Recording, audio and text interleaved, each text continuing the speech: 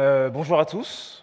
Je vais pas vous mentir, à la base, moi je voulais juste venir vous parler de Jay-Z, parce que je suis un grand fan. Mais comme c'est un event tech, j'ai rajouté un tout petit peu de maths, un tout petit peu de physique, un tout petit peu de signaux, et j'ai fini par cloner Shazam.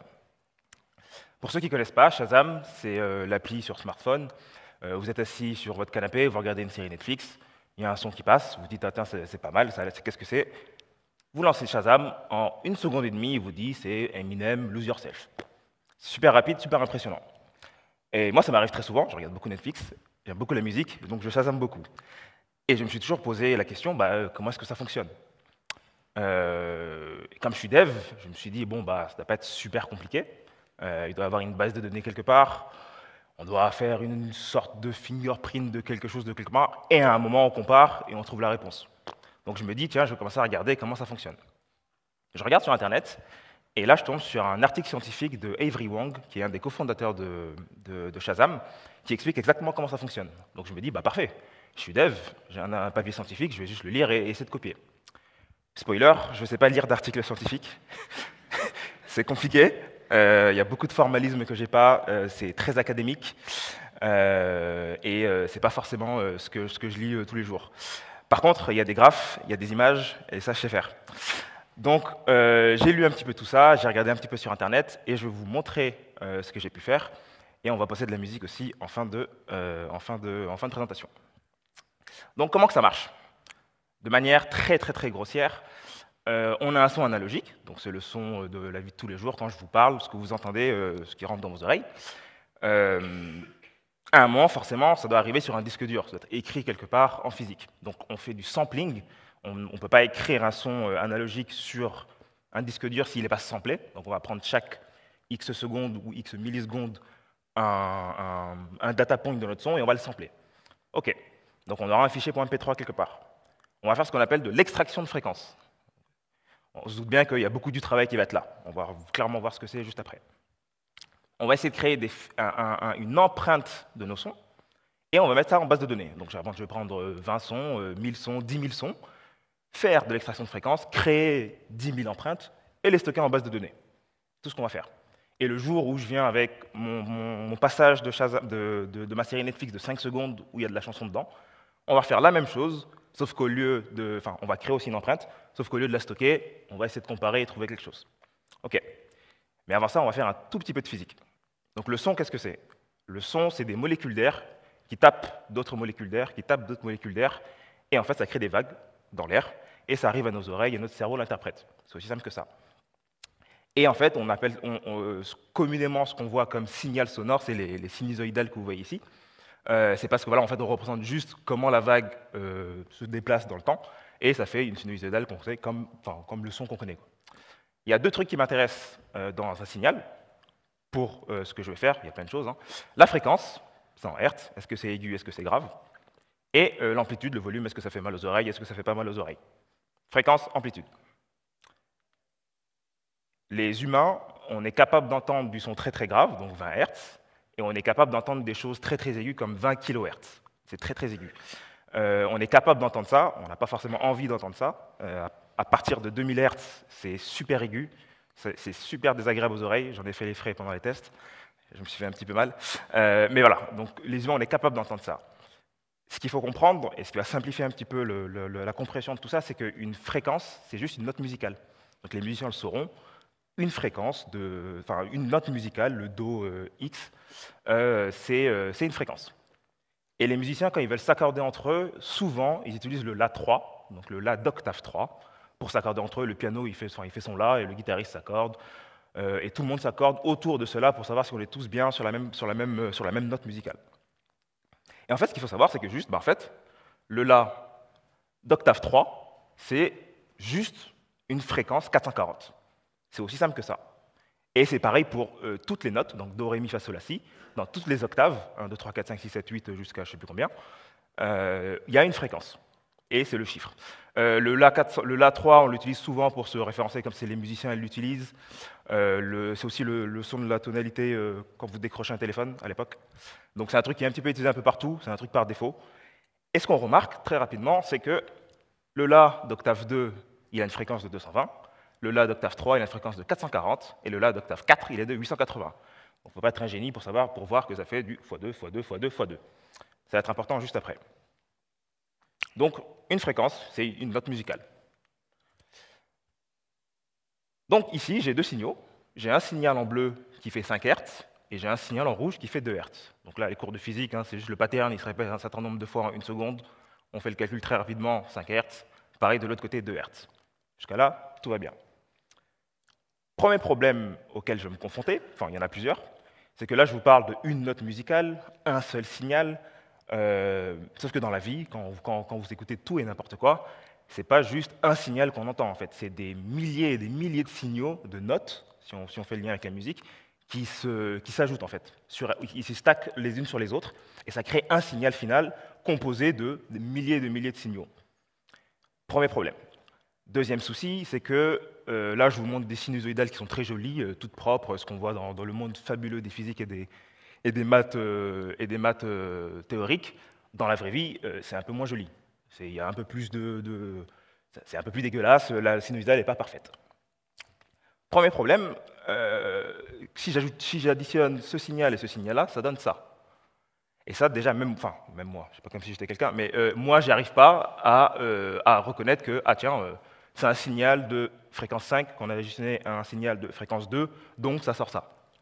Et dans la vraie vie, on va avoir des trucs beaucoup plus compliqués que ça. Donc moi, déjà, en tant que dev, je me dis, bon, bah, moi, j'aurais bien voulu avoir des trucs un petit peu propres, chaque signal dans son côté, pour pouvoir commencer à regarder, est-ce que je vais comparer ça, je compare ci, comparer ça. Premier problème, ok. Deuxième problème, c'est que c'est pas pur ce que je vous ai dit. Les notes qu'on entend dans la vraie vie, elles sont un peu moins, elles sont pas aussi pures. Si sur un piano, je joue le La3, le fameux, qui est, je sais plus, ça fait longtemps, sur la droite, probablement, le La3, ce que nous, on va entendre, c'est un signal de La3. C'est logique, c'est celui que je viens de cliquer, c'est celui sur lequel j'ai appuyé. Donc c'est la fondamentale, c'est ce qu'on va entendre le plus fort, avec une forte amplitude, un signal de 440 Hz. Sauf qu'à côté de ça, il y aura des harmoniques aussi, si je joue sur un piano. Et les harmoniques, que moi j'appelle parasites, des harmoniques parasites à côté, dans le même signal, on va retrouver un sous-signal de fréquence 55, un sous-signal de fréquence 110 et un sous-signal de fréquence 220. Donc vous remarquez qu'en fait, c'est juste les copains du La3, donc le La2, le La4, le La6, qu'on retrouve à amplitude beaucoup moins forte dans le même signal. Donc, en même temps, c'est logique. Si je joue le La3, je m'attends à avoir le La3 très fortement, sauf qu'en fait, à l'intérieur, il y a aussi le La2, le La4, le La5 qui traînent un petit peu. Moi, j'appelle ça des harmoniques parasites parce que pour de l'algorithmie et pour identifier des choses, c'est pas pratique. Par contre, dans la vraie vie, c'est ce qui fait qu'un piano est un piano, c'est ce qui fait que c'est harmonieux, c'est ce qui fait que c'est joli. C'est parasite juste dans les 40 minutes de talk. Hein. Sinon, c'est plutôt sympa. Quand je dis 55, évidemment, ça varie. Hein. Ce n'est pas 55 piles, c'est 52, 56, 57. Pareil pour le 110, ce n'est pas des valeurs précises. Qu'est-ce qui fait que ça varie? C'est des caractéristiques physiques.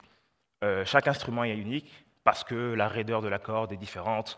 Le bois, il a été fait en Himalaya, c'est une guitare super rare de je ne sais pas quoi, qui fait que chaque instrument a ce truc unique qui fait que ça sonne différent. Donc c'est ça, le timbre d'un instrument, c'est ce qui le rend unique, et c'est exactement vrai aussi pour la voix. Si on prend deux chanteurs qui font des très bons chanteurs qui font la même note, forcément, caractéristiques physiques, on va faire que c'est pas la même chose. Donc moi, ça marche pas forcément aussi. J'aimerais bien travailler en tant que dev avec des trucs propres et pas avoir à faire du ménage ou du clean-up sur mes signaux. Mais bon. Un diapason, par exemple, ça fait ce signal-là tout en haut, très joli. Pareil avec le saxophone, donc on voit que c'est à peu près le même signal, mais ce n'est pas le même signal. Il y a des choses en plus qui traînent à l'intérieur, même si on voit les mêmes patterns se répéter. Et pareil avec une clarinette, on voit que ces trois signaux, c'est la même note qui a été jouée, mais clairement, clarinette, saxo, diapason, ce n'est pas la même chose. Donc comment est-ce que je fais, moi, déjà, pour essayer de ne pas avoir ces trucs parasites et juste avoir une fondamentale? Ça va beaucoup m'aider pour travailler. Et là, oui. Et donc deux problèmes, effectivement, ce que je viens de vous dire. Comment je retrouve les différentes fréquences qui composent mon son, déjà, et comment est-ce que je fais pour ne récupérer que ce qui m'intéresse. Donc ici, spoiler, c'est les fondamentales. Qu'est-ce qui va me permettre de faire ça? Un beau gosse qui s'appelle Joseph Fourier. Joseph Fourier, c'est qui? Il était mathématicien, physicien, archéologue. il était préfet à 25 ans ou un truc du genre, enfin, c'est un génie. Et c'est le papa de la théorie du signal. Donc si vous avez travaillé dans du traitement de son, du traitement d'image, n'importe quoi qui fait de la compression de signaux, c'est grâce à Joseph. Énormément utilisé aussi dans la mécanique quantique. Ça, j'ai juste regardé Wikipédia, je ne peux pas vous en dire beaucoup plus, je ne vais pas vous mentir. Et c'est super important pour les antennes relais 3G, 4G, parce qu'ils s'amusent beaucoup à faire de la compression de signaux pour les envoyer, faire de la triangulisation. Pardon. Je n'y connais pas énormément non plus, mais je sais que c'est énormément utilisé. Et dans tout ce qu'a fait Joseph, ce qui va m'intéresser, c'est la transformation de Fourier, transformée de Fourier. Transformée de Fourier, donc intégrale de moins l'infini, infini exponentielle de je ne sais pas. Je ne sais pas lire ça.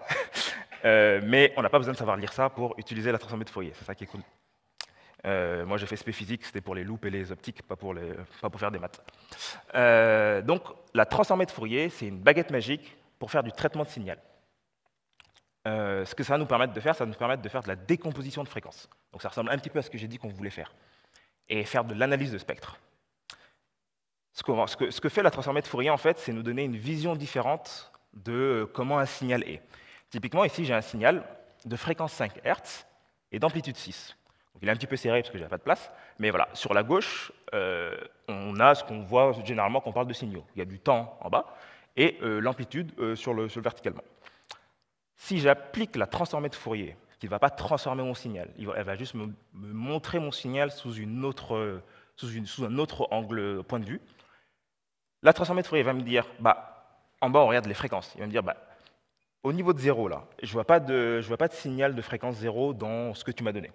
Je ne vois pas de signal de fréquence 1, je ne vois pas de signal de fréquence 2, 3, 4, je n'en vois pas du tout. Par contre, dans ce que tu m'as donné, je ne sais pas trop ce que c'est, il y a un signal de fréquence 5 à amplitude 6. Et on continue comme ça. Pas de fréquence 6 là-dedans, pas de signal de fréquence 7, pas de signal de fréquence 8. Il m'a sorti le signal qu'il y avait à l'intérieur, il me l'a montré sous cette forme-là. Simple. Pareil avec un deuxième signal, un signal de fréquence 2 d'amplitude 4. Je lui donne ça, la transformée de Fourier va dire, dans ton truc, je ne vois pas de signal de fréquence 1, et par contre, je vois directement un signal de fréquence 2 à l'intérieur, à hauteur de 4. Très très bien. Et là où ça devient vraiment magique, c'est que c'est cool, ça marche sur la somme des signaux. Et donc ça, que j'arrive pas à lire, il va juste me dire, dans ton charabia que tu m'as donné, il n'y a pas de signal de fréquence 1, il y en a un de fréquence 2 à amplitude 4, bon, j'ai les amplitudes en plus, c'est vraiment magique. Signal de fréquence 3, il n'y en a pas, 4, il n'y en a pas, 5, il y en a, amplitude 6, et 6, 7, 8, 9, 10, il n'y en a pas du tout. Techniquement, vu qu'on est dans le monde magique des maths, ça continue comme ça jusqu'à l'infini, puisqu'on est purement théorique ici. Donc déjà, je me dis, la transformée de Fourier, ça va beaucoup m'aider pour décomposer mes signaux. Juste pour la culture G, il y a un truc qu'on appelle la transformée inverse de Fourier, qui, spoiler, ça va dans ce sens vers celui-là. Et en fait, c'est beaucoup utilisé pour, par exemple, si ici j'avais un signal de fréquence 10 de très forte amplitude qui ne m'intéresse pas trop, j'ai envie de me débarrasser de ce signal-là, en fait, je fais la transformée de Fourier, j'ai mon signal de fréquence 10, je me débarrasse de ce signal-là, je prends ce qui reste et je le fais repartir dans l'autre sens, et en fait, je me suis débarrassé d'un signal dans ma somme de signaux. C'est utilisé pas mal dans les algos de compression de son, de filtres de basse fréquence, haute fréquence, dans les algos de réduction de casque à réduction de bruit, entre autres, il y a plein d'autres trucs, mais c'est un peu fondamental dans ces outils-là. Donc, transformée de Fourier nous permet de voir différemment un signal. Vous allez me dire comment est-ce que ça fonctionne, la transformée de Fourier? C'est un petit peu magique. Et je vous l'avoue, c'est un petit peu magique. Donc j'ai dû faire appel à l'aide de Tribble and Brown, qui est une chaîne de vulgarisation scientifique qui explique très très bien comment ça fonctionne. Je vous promets, c'est la dernière slide où on parle de maths et de signaux, de machin, après c'est un peu du code. J'ai pas vraiment totalement tout compris sur ce qui se passe ici, mais on va y aller ensemble. Comment est-ce que ça marche, la transformée de Fourier? Ici, on a un signal composé de deux sous-signaux, un de fréquence 2 et un de fréquence 3. Très bien. Comment est-ce que la transformée de Fourier va pouvoir me sortir oui, il y a un signal de fréquence 2, oui, il y a un signal de fréquence 3? Accrochez-vous. On va prendre le signal et on va le faire tourner autour d'un cercle trigonométrique à une certaine vitesse. Donc là, je prends mon signal, on fait ce qu'on appelle faire tourner un signal autour d'un cercle trigonométrique. Je n'ai aucune idée de comment ça fonctionne, mais visiblement, on le fait tourner à une certaine vitesse. Donc ici, regardez, voilà, on prend un autre signal et on le fait tourner à 0,28 cycles par seconde. 0,5 cycles par seconde, on le fait tourner. Et on s'intéresse à une chose, on va s'intéresser au centre de gravité de la figure qu'on a sur la gauche. Et on va juste mapper la position X du centre de gravité. Le Y, on s'en fout totalement. Et du coup, voilà, bon, on map, il ne se passe pas grand-chose, c'est un peu le bordel. Hein, oui, la figure change, forcément le centre de gravité change aussi un petit peu, et c'est un peu le bordel. Sauf qu'il y a un truc magique qui arrive lorsque la vitesse à laquelle on fait tourner notre signal correspond avec l'un des sous-signaux qu'il y a à l'intérieur de mon signal principal. En fait, j'ai mon centre de gravité qui se décale fortement. Et du coup, si on map, on voit que quand on fait tourner le signal à 2 cycles par seconde, il y a un décalage. OK, on continue, 2,1, 2,2, 2,3, charabia, il ne se passe pas grand-chose, c'est un peu le bordel. Hop, 3 cycles par seconde, magiquement, le centre de gravité se décale. Et on continue comme ça. Et en fait, on reconnaît presque le graphe que je vous ai montré tout à l'heure, où en regardant ça, je vois directement que j'ai un signal de fréquence 2, un signal de fréquence 3, et en fait, c'est les deux sous-composantes de mon signal principal. Et donc, faire tourner un signal autour d'un cercle trigonométrique, ça marche comme ça. Et le reste, c'est de la magie. Je ne sais pas pourquoi ça fait ça, c'est les maths. C'est juste ça fall into place, c'est parfait. Les maths, c'est terminé.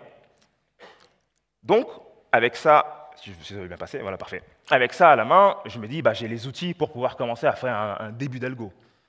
Premier problème, tout ce que je viens de vous raconter, c'est des mathématiciens qui ne font pas de choses appliquées. Donc c'est des signaux absolus, c'est des signaux infinis, tout va bien, c'est magique. Moi, première étape, je travaille sur un fichier MP3 samplé. C'est un signal discret que j'ai. Comment est-ce que je fais? Moi, je fais rien. Il y a des mecs très intelligents qui ont inventé la discrète Fourier transform. Comme son nom l'indique, c'est la même chose que la Fourier transform, sauf que ça marche avec un signal discret. Très très bien. Deuxième souci, j'ai testé, la DFT, ça reste très académique aussi. Et en appliqué, ça reste très très lent.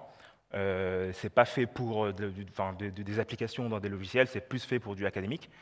Et ce serait très con d'avoir un Shazam qui met 20 minutes pour me dire que c'est 50 cents. Quoi. Bon. Donc qu'est-ce qu'on fait?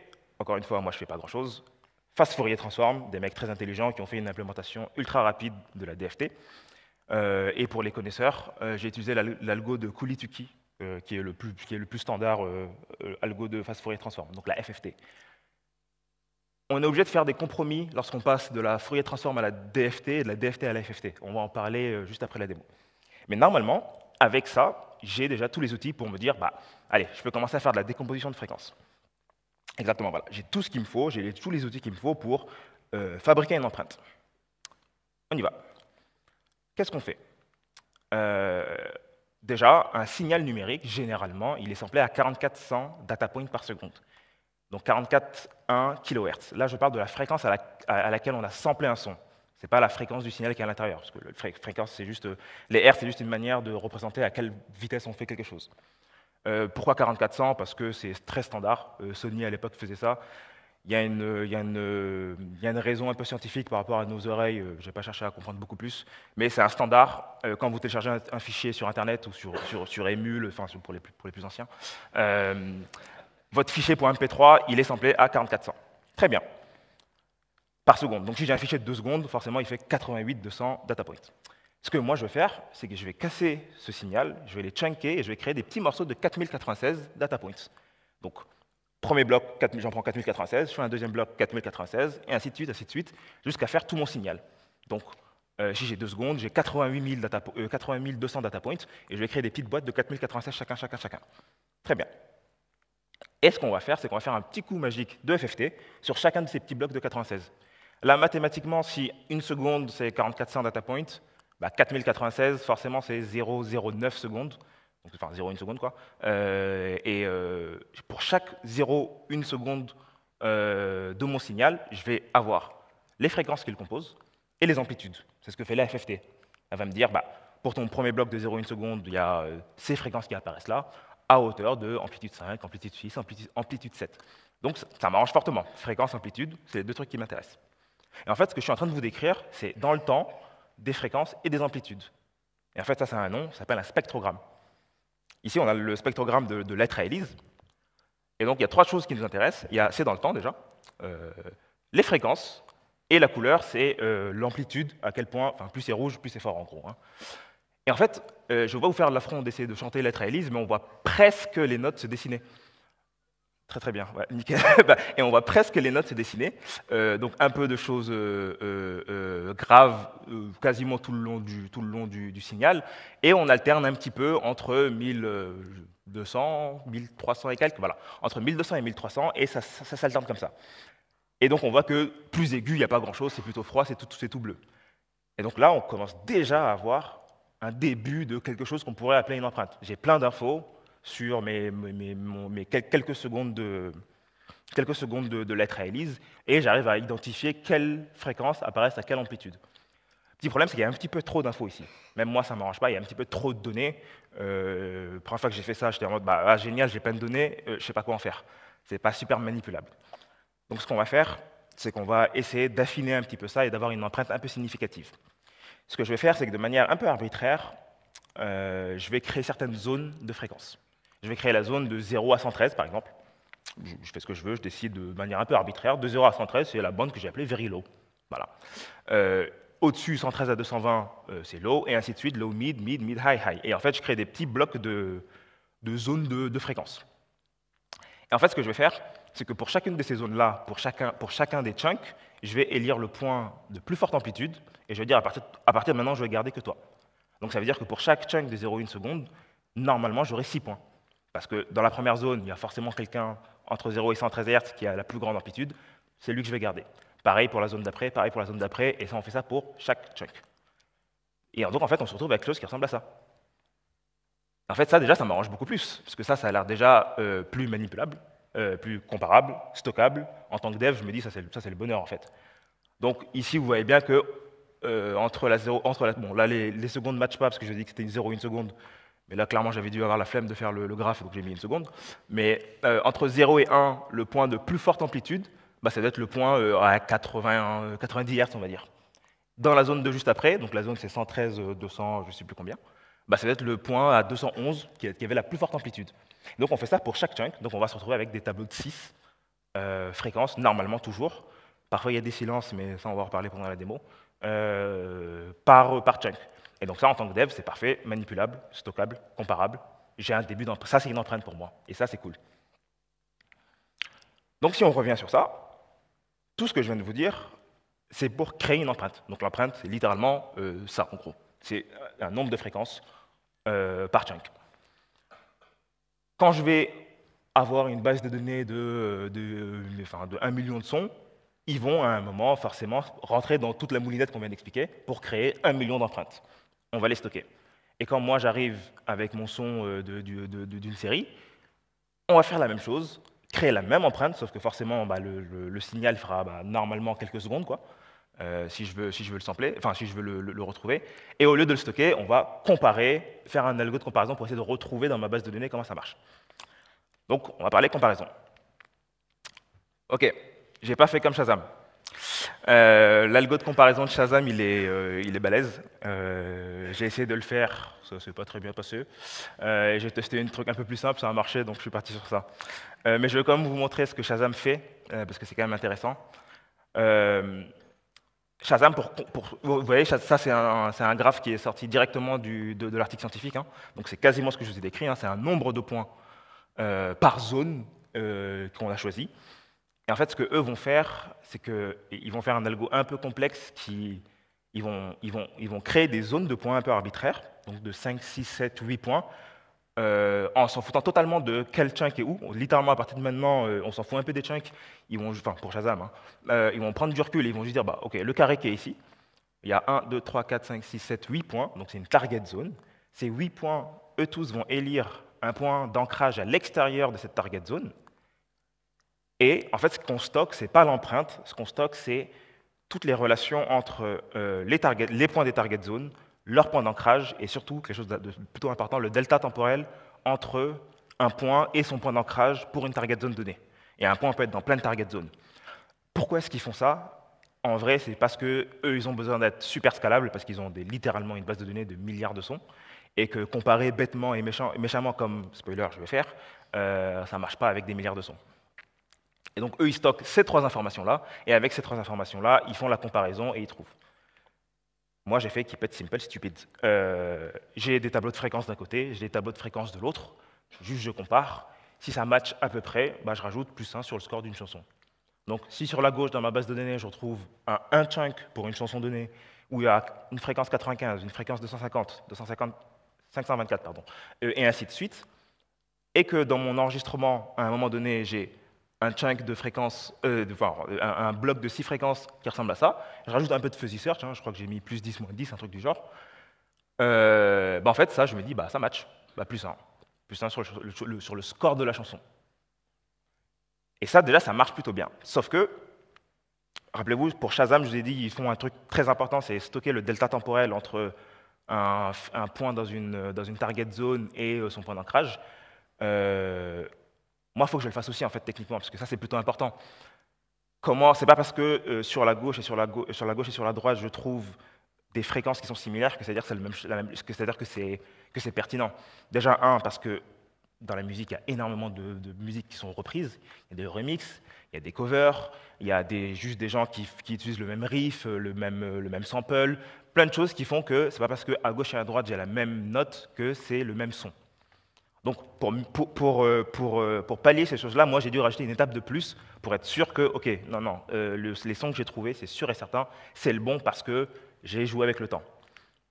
Exemple simple, j'ai mon recording tout en haut, et je m'intéresse à 3 blocs, le bloc bleu, le bloc rouge et le bloc vert. Donc c'est un groupe de fréquences. Et j'ai 2 chansons. Je m'intéresse à 2 chansons dans ma base de données, la A et la B. Ici, si mon algo ne fait pas cette étape de cohérence de temps, les deux ont un score de 3. Et c'est un peu nul. Parce que, évidemment, que par rapport à ma chanson, c'est pas la chanson B, c'est la chanson A parce que les notes apparaissent dans le même ordre, avec le même delta temporel. Là, il sait juste que c'est une coïncidence. À un moment, il y avait soit c'est le même sample qui a été utilisé, ça se trouve c'est le même artiste, il a réutilisé un vieux truc. Voilà. Il y a plein de raisons qui font que les fréquences apparaissent sur la droite, mais ce n'est pas le bon son parce que là, les fréquences apparaissent sur la gauche et en plus, elles apparaissent dans le même ordre. Donc comment est-ce que je fais ça? C'est plutôt simple, en vrai, je stocke aussi le delta temporel entre où est-ce que j'ai trouvé le bloc et par rapport au début de la chanson, donc ça me fait un timing, un offset que je mets en base de données. Et cet offset, je peux le retrouver lorsque j'ai trouvé des chansons et le comparer si c'est le même. Ça veut dire que, en plus d'avoir trouvé les mêmes blocs, ils sont séparés, enfin ils sont au même endroit dans la chanson. Donc ça, c'est plutôt cool. Désolé, beaucoup de théorie, un tout petit peu de code. Je vais vous montrer mon code déjà, et je vais vous montrer ma base de données. Donc dans ma base de données, déjà, j'ai combien de sons? J'ai 30 sons, parfait. Je vais vous ouvrir, il y en a un qui est formaté normalement, et j'oublie toujours celle qui est, c'est Louis Armstrong, La vie en rose probablement, voilà, parfait. J'ai fait ça en JSON. Spoiler, c'est une mauvaise idée. Attends, c'est peut-être un peu petit, je vais zoomer, hop là. J'ai fait ça en JSON, c'est pas très intelligent pour stocker des fréquences. JSON, en JSON, pardon. Et ici, en fait, on retrouve littéralement ce que je vous ai dit, en fait. C'est un groupe de fréquences pour un certain chunk. Donc là, j'ai la fréquence 3, 118, 226, 441, 872, 1733 à 0,09 secondes de La vie en rose de Louis Armstrong. Le bloc d'après, mathématiquement, c'est le bloc à la 0,18e seconde, un autre bloc de fréquence, et ainsi de suite, et ainsi de suite. Et si on descend tout en bas, normalement, j'ai mappé toute ma chanson. C'est un peu long, hop là. J'ai mappé toute ma chanson, donc 205 secondes, c'est à peu près la longueur de Louis Armstrong, La vie en rose, et j'ai mes fréquences qui sont ici aussi. Elle varie, là c'est 733, on croit que c'est pareil, mais ça varie beaucoup. C'est juste que par bloc de 0,1 seconde, nous, visuellement, on ne va pas avoir beaucoup de différence, mais sur la chanson, il y en a pas mal. Il y a un truc ici que vous voyez, ça s'appelle 6 bands. Tout à l'heure, je vous ai dit un peu magiquement, ouais, j'ai pris 6 fréquences, de 0 à 113, de 113 à 200, je ne sais plus quoi. Ça, c'est parce que je l'ai un peu rétro-engineeré. J'ai joué avec les valeurs jusqu'à trouver un truc qui marche plutôt bien. Et en fait, j'ai dû tester pas mal d'autres fréquences. Et je vais juste vous en montrer. Ah oui, autre chose. Frequency resolution, c'est ça. Hop là, ici. J'ai fait ça en TypeScript. Vous commencez à avoir l'habitude. Spoiler, c'est une mauvaise idée. C'est une très mauvaise idée. Moi, j'ai juste que ce TypeScript, je suis à l'aise dedans, je suis développeur TypeScript. J'en fais tout le temps. Je me suis dit, je vais commencer comme ça, et une fois que j'ai un POC qui marche, je vais le faire en Rust, en C, en truc un peu plus bas niveau. Je ne l'ai jamais fait, voilà. Bon. Mais ça marche. Donc, les fréquences. Moi, j'utilise ça, 6 bands. Donc là, vous retrouvez exactement ce que je vous ai décrit tout à l'heure. C'est les zones 0, 113, 113, 200, machin. On pourrait clairement tester autre chose. C'est juste que ça marche bien. Je l'ai rétro-ingénieré. J'ai testé quelque chose qui ressemble à ça. Earband, c'est ce que scientifiquement, il y a les vraies classifications des fréquences. Donc la sub-basse, c'est entre 20 et 60. La basse classique, c'est entre 60 et 225. Ça, c'était un échec total, ça n'a pas du tout marché.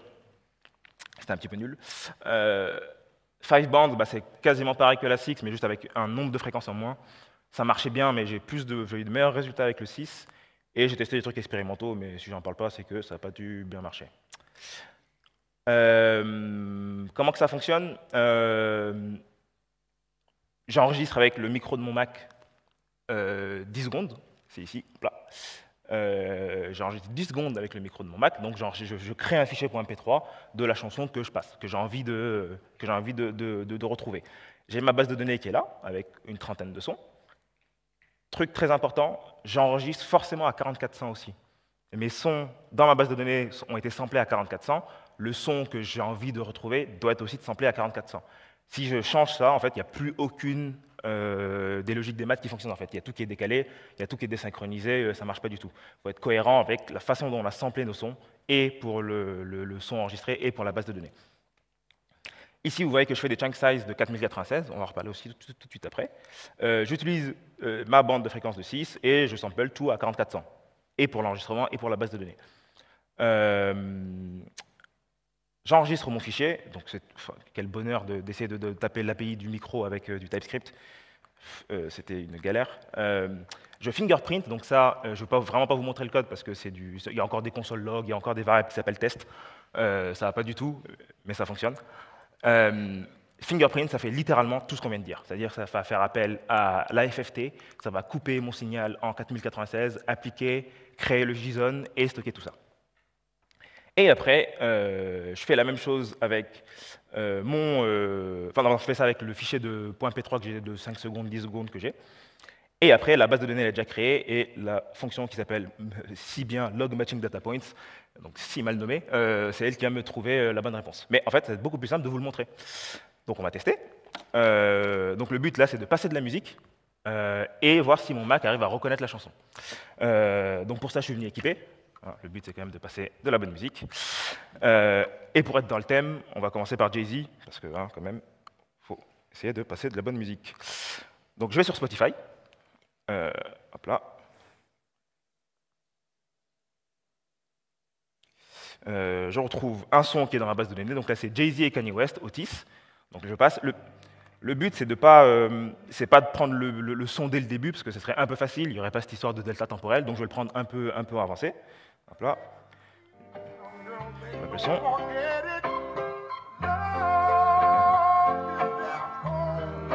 Hop là.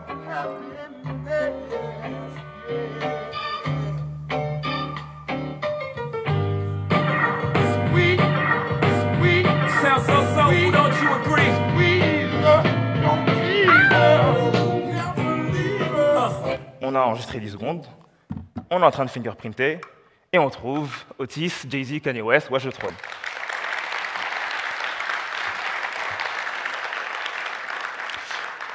On réessaye. On va réessayer. Dans ma base de données, vous avez déjà remarqué, il y a que du bon son. Hein. Coolio. Coolio, c'est bien Coolio. Hop là. Il faut juste que je retrouve Coolio. Vous avez remarqué, on est très hip-hop ici, hein, on va rester hip-hop. Pareil, je ne prends pas dès le début. J'avance un peu.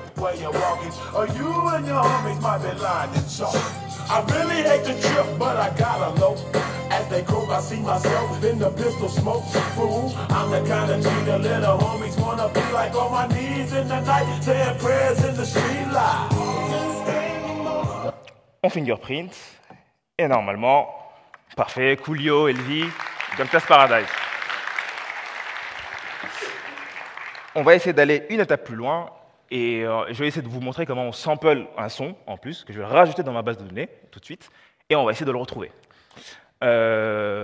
Avant, ce que je faisais, c'est que je demandais à la salle un son, mais comme on me donne parfois des trucs de métalleux un peu obscurs et l'algo marchait pas super bien avec des mecs qui font des riffs trop haut ou trop bas, ce que je fais, c'est que je prends le Spotify Top Hits et je prends un des premiers rappeurs que je vois. Top Hits. Pop, pop, pop, pop. Dua Lipa, non, pas trop. Tila, non. Doja Cat, non. Bad Bunny. Je connais pas grand chose ici en vrai, too much. Si, Jack Harlow, Lovin' on Me. C'est un truc, ça marche plutôt bien ça. Donc le but c'est Jack Harlow, Lovin' Me. Hop là. Alors le but c'est de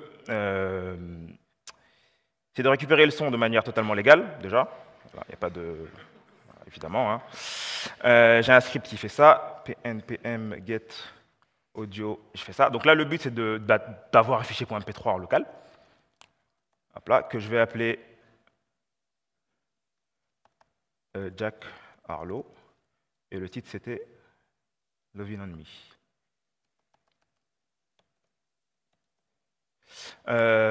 Oula, non, on va pas faire ça. On va pas faire ça, j'ai oublié de mettre un petit...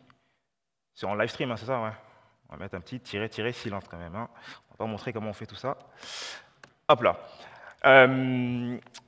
Donc là, je me connecte à iTunes légalement, je crée ma licence, j'achète le son avec ma carte bancaire, tout ça, tout ça. Et là, normalement, si je vais dans Input, normalement, j'ai un Jack Harlow qui s'est rajouté. Avant de tester, bah déjà, il faut créer la fingerprint. Mais même avant ça, petit détail, moi, mon algo, il marche qu'avec des trucs mono. Et la plupart des sons dans la vraie vie, on a deux oreilles, c'est du stéréo. Donc soit je change tout mon algo pour faire du stéréo, soit je fais un script qui me convertit mon truc stéréo en mono, c'est clairement ce que j'ai fait. Donc, convert mono, ça va prendre tous les sons qui ne sont pas déjà en mono et convertir. Donc là, normalement, il n'y en a qu'un seul, Jack Harlow, très bien. Et du coup, pnpm fingerprint. Là, on va créer le fingerprint du nouveau son, c'est le seul qui n'est pas déjà. Fingerprinting, fingerprinted.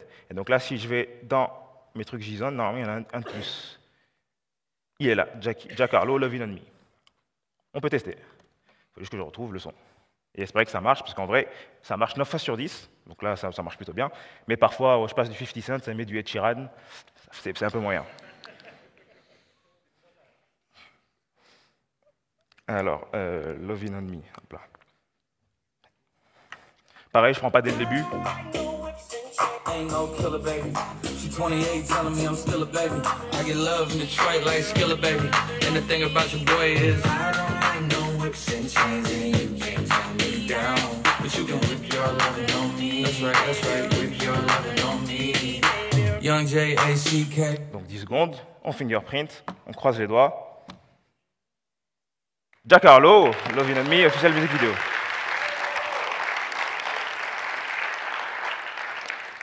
Vous avez vu, c'est bizarre, iTunes, ils n'ont pas l'album dans les métadonnées. Donc on peut revenir ici, hop là. Donc une fois que moi j'ai ça qui fonctionne, je teste une fois, 10 fois, 20 fois, 30 fois, je vois que ça marche. Je ne vais pas vous mentir, je suis plutôt content. Et je prends un élan de confiance qui peut me tester. Tu vois, ça marche, j'ai cloné Shazam.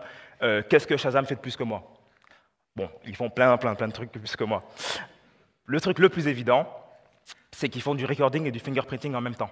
Moi, je prends 10 secondes, puis je travaille sur ces 10 secondes-là. C'est un peu dommage.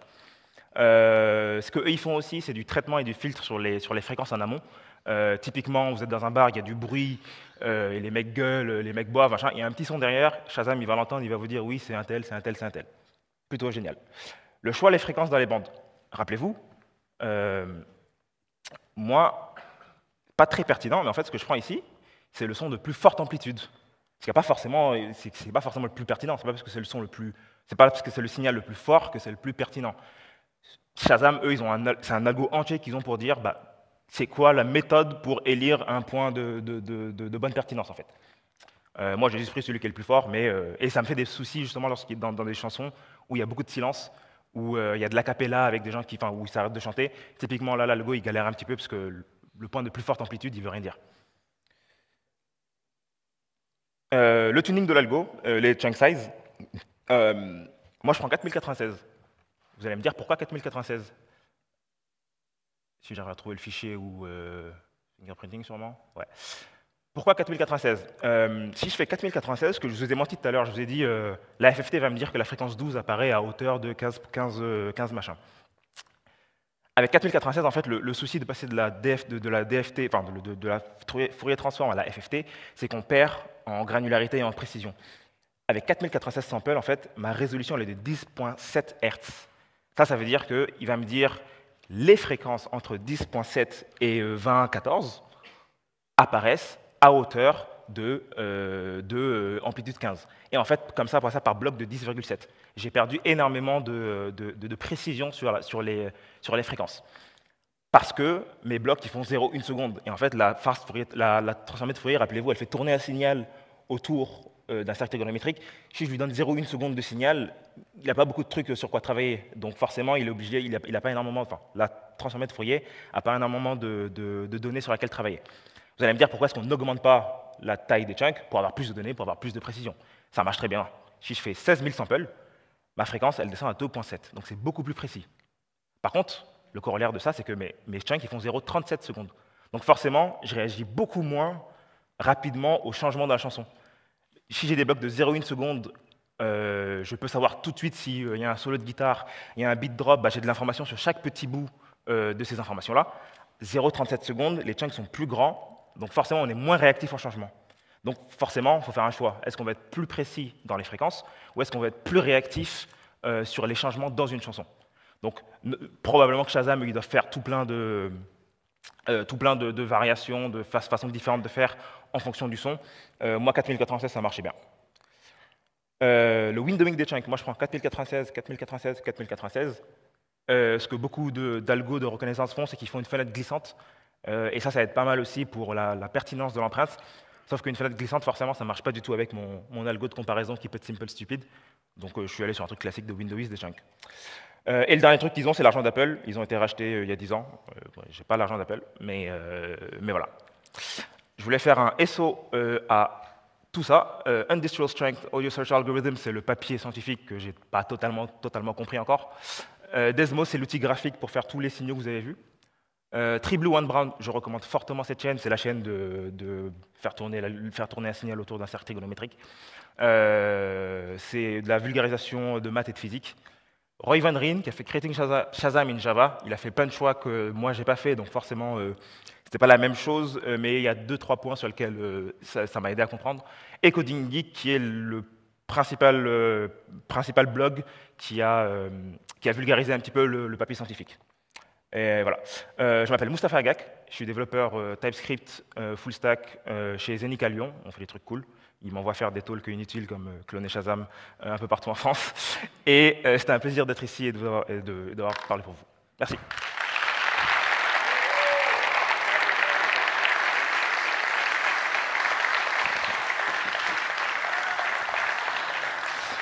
Et si vous avez des questions, ce sera avec plaisir. Sauf les questions des mathématiciens et des musiciens. C'est les deux groupes que j'énerve un petit peu avec ce talk. Salut. Tout d'abord, merci pour la présentation, c'était très intéressant. Moi, j'ai deux questions. Yes. Le premier, en fait, le sample rating, normalement, c'est 4400. Si Shazam, qu'est-ce qu'il fait si jamais, par exemple, la chanson qui est en train d'être passée n'est pas à 4400? Ouais. Est-ce que tu le sais? Ouais. Là. Généralement, ils samplent au-dessus. Les téléphones arrivent à sampler toujours au-dessus, et eux, soit ils down sample, soit ils up sample, ce qui est un peu plus de la magie. Tu vois, on rajoute des choses à des endroits. Donc généralement, c'est un de ces deux scénarios-là, et généralement, ça n'affecte pas trop la suite pour le sampling rate. La deuxième question, est-ce que Jay-Z, c'est le GOAT ou c'est celui qui a la meilleure carrière, ou les deux? C'est les deux, il n'y a pas de débat. C'est assez simple, ça va très très vite. S'il y a d'autres questions comme ça peut aller très vite. Yes. Ouais, salut. Alors moi j'avais une question, c'est sur les... Est-ce que les autres algorithmes de reconnaissance, est-ce que tu sais s'ils fonctionnent de la même façon que Shazam et que ce que tu as présenté? Genre Google ou Deezer ou Spotify, je crois. On pose souvent la question parce que celui de Google, il est super impressionnant. Là, je pourrais le faire sur mon téléphone. Je peux prendre Google Now, enfin je ne sais plus comment ça s'appelle l'IA, met la vie en rose, avec moi qui je chante nul, enfin 0 sur 20, quoi, et il va quand même me trouver la vie en rose. En fait, fondamentalement, c'est les mêmes notions, Sauf que généralement en 2023, il y a une petite couche d'IA par-dessus, une petite couche de machine learning, toujours pour rajouter par ici, par là. Mais fondamentalement, il y a un moment ou un autre, il y a de la décomposition de fréquences avec de la transformation de Fourier. Ok, merci. Ouais. Mais généralement, c'est toujours des trucs, des petites magies 2023 par-dessus.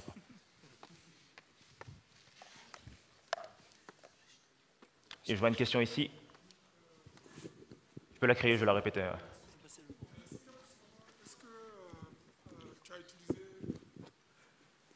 Merci beaucoup. Oui, donc c'était pour savoir si tu as utilisé une librairie en TypeScript pour la transformation de Fourier et son inverse. Ouais, la FFT, quelle idée d'avoir fait ça en TypeScript. Oui, j'en ai réussi à trouver une, c'était une galère, tellement qu'à un moment je me suis dit, bah, c'est bon, je vais le coder moi-même. J'ai regardé, c'était plus compliqué, donc je suis retourné aller chercher une bibliothèque qui l'a fait. Et ce qui me faisait mal, c'est que je regardais en Rust, il y en avait 3-4 qui faisaient exactement ce que je voulais. En C, il y en avait 5 qui faisaient ce que je voulais, dans plein de langages. Et en TypeScript, j'ai galéré à en trouver une, mais il y en a une qui fait à peu près ce que je veux, avec les outputs que je veux. Et donc clairement, ouais, la FFT, je ne l'ai pas codée, c'est une bibliothèque que j'ai utilisée, quoi. Est-ce que tu aurais été à 30 chansons parce que c'était pénible d'en avoir plus auprès d'iTunes, ou est-ce que c'est à partir de là que ça commence à montrer des difficultés? J'ai commencé à 20 et à chaque talk j'en rajoute une, et du coup là je suis à 30, c'est tout. Mais j'ai pas testé d'aller beaucoup plus loin. Je sais pas à quel point la limite elle est pour mon algo simple pour retrouver. Là c'est plutôt immédiat, immédiat. La comparaison elle est rapide, mais à tout moment voilà, ça peut aller exponentiellement à 100 chansons. Ça se trouve je prends 3 minutes. Donc je n'ai pas encore testé ça, mais ça peut être une super idée de comparer à quand est-ce que ça devient compliqué pour moi, enfin pour mon algo. Oui. Ouais. Je les ai, j'ai juste commenté le console log, parce que quand ça marche pas, c'est très triste d'avoir le score en deuxième, mais comme là ça marche plutôt bien quasiment tout le temps, je me suis débarrassé du score. Mais effectivement j'en ai un, et c'est souvent le son qui retrouve à 0,98. Et le prochain, c'est un truc qui n'a rien à voir à 0,80, mais ça fait peur quand même de le voir, de voir Cabrel alors que je passe du 50 Cent, c'est bizarre. Donc j'ai arrêté de les afficher. Yes. Bonjour. Avec la transformée de Fournier, tu as montré qu'on pouvait obtenir un spectrogramme avec la lettre à hélice. Et tu disais qu'on pouvait déjà, rien que visuellement, reconnaître un peu la chanson. Et du coup, je me demandais si on ne pouvait pas, grâce à ces transformations-là, carrément transformer des samples en des partitions. Est-ce que ça existe? Y a plein de gens qui travaillent sur ça. Il n'y a rien de parfait, genre une boîte qui ferait ça. Par contre, il y a plein de petits projets sur GitHub. Il y a même un collègue à moi qui s'est levé, qui a travaillé sur ça, sur effectivement partir de ces genres d'empreintes et essayer de générer des partitions, des notes, recréer le son. Il y a des mecs qui vont essayer de faire ça. Recréer le son, mais forcément il y a de la perte. Mais sur GitHub, il y a plein de gens qui font ça. Ouais. Il y a même des gens qui s'amusent à créer un son qui va donner une figure graphique en spectrogramme. Donc le son, forcément, il est dégueulasse, hein, c'est atroce. Mais par contre, si tu fais le spectrogramme, ça fait un smiley ou un truc du genre. Il y a pas mal de groupes qui ont fait ça. Oui. Tu as gardé sur les 6 fréquences, là, tu découpes en 6, ouais. Tu as gardé la note qui est la plus forte. Ouais. Donc tu gardes sa fréquence, mais tu ne gardes pas son amplitude. Ça ne sert pas. À partir de, dès le moment où ma façon de lire le point, c'est de dire, à partir de maintenant, tu es le mec de plus forte amplitude, donc c'est toi qui vas représenter ta zone. À partir de là, j'ai plus besoin de l'amplitude.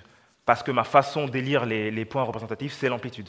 Mais si la façon, c'était d'en garder 2, par exemple, là je parle, je viens d'y réfléchir, ça serait peut-être pertinent d'en prendre plus 2 ou 3 par zone.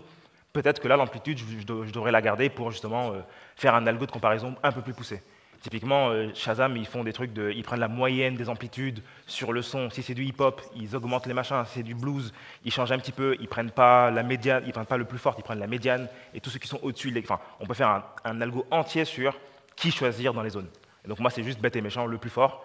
Et dès le moment où je sais que c'est le plus fort, j'ai plus besoin de garder l'amplitude exacte. Ouais, une là-haut, et après je pourrais les prendre un peu partout. Ouais. Alors moi, ma question, c'est vrai que le spectre, il ressemblait vraiment à la partition, mais si par exemple, tu joues que la mélodie et tu enlèves tout ce qui est basse ou mid, est-ce que tu arrives à reconnaître les chunks ou il lui faut le morceau exact? Si tu peux répéter, j'ai pas eu le début. Si en gros tu jouais que la mélodie, est-ce qu'il reconnaît par rapport à tout le morceau? Non. Si c'est pas le même que je joue, non. Ou bien il va se casser la gueule, parce que j'ai déjà testé avec des remixes et des samples. Dans le hip-hop, il y a énormément de samples.